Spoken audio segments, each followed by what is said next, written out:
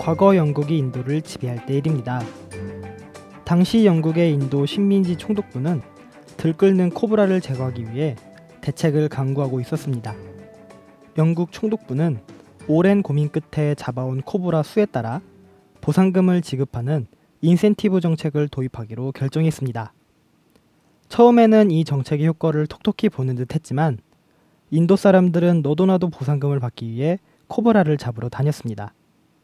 너도나도 앞다투어 코브라를 잡아오는 통에 영국 총독부는 인도의 코브라를 금세 퇴치할 수 있으리라 자신했지만 시간이 한참 흘러도 코브라는 줄지 않았습니다. 아니, 오히려 이전보다 코브라가 더 많아지기 시작했습니다. 금세 줄어들 줄 알았던 코브라의 수가 1년이 지나고 2년이 지나도 줄어들 기미가 보이지 않자 영국 총독부는 원인 조사에 나섰습니다. 조사를 해보니 인도 사람들이 더 많은 보상금을 지속적으로 받고자 집집마다 우리를 만들어 코브라를 사육하고 코브라의 수를 지속적으로 늘리고 있었습니다. 그러니 코브라가 줄어들래야 줄어들 수 없었던 것이죠.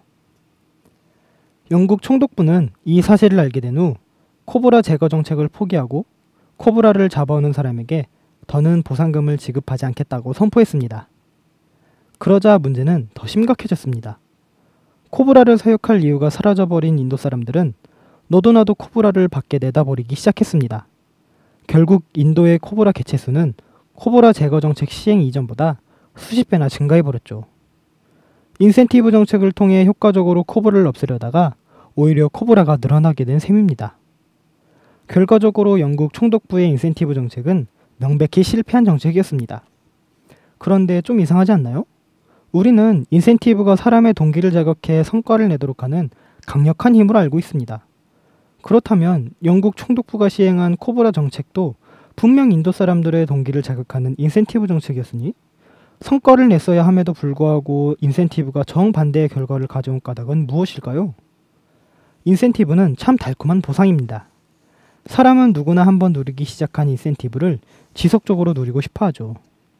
그래서 인센티브를 위해 더욱더 열심히 노력하고 최상의 결과를 이끌어내고자 합니다. 그러나 영국 총독부의 코브라 제거 정책의 경우는 조금 다릅니다. 인도 사람들은 코브라가 완전히 사라지는 순간 자신들이 그때까지 누리던 인센티브도 사라진다는 사실을 알고 있었습니다. 그래서 인센티브를 지속적으로 누릴 방법을 찾기 시작했고 그것이 바로 코브라 사육이었던 셈이죠. 숱한 사례가 증명하다시피 인센티브가 인간의 행동을 자극하며 최상의 결과를 이끌어내는 효과가 있다는 것은 분명합니다. 하지만 영국 총독부의 코브라 퇴치 정책에서 확인했듯 무분별하고 성급한 인센티브는 역효과를 불러오기 일쑤입니다. 이렇듯 인센티브의 효과가 과연 클지 작을지, 긍정적일지 부정적일지, 지속 가능할지에 대한 고려 없이 섣불리 인센티브를 도입하는 것은 아예 도입하지 않는 것보다 못한 결과를 초래할 가능성이 높습니다.